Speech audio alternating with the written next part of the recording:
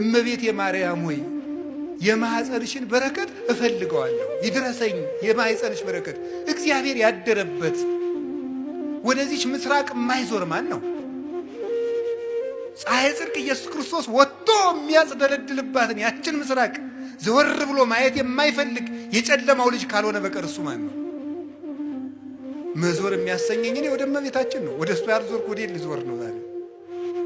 እመብርሃን እንዲሁ አንተ ወንጌል ምን አለ? አይነ ምቀኛ ነው እንዲህ አለ። እንዲሁ አይነ ምቀኛ ነው ወይ?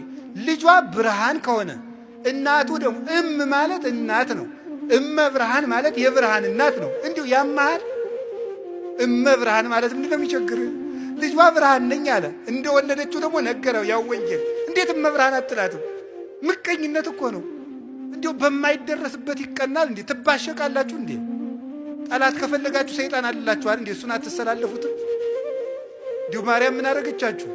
ምሕረት አዝላ በመጣች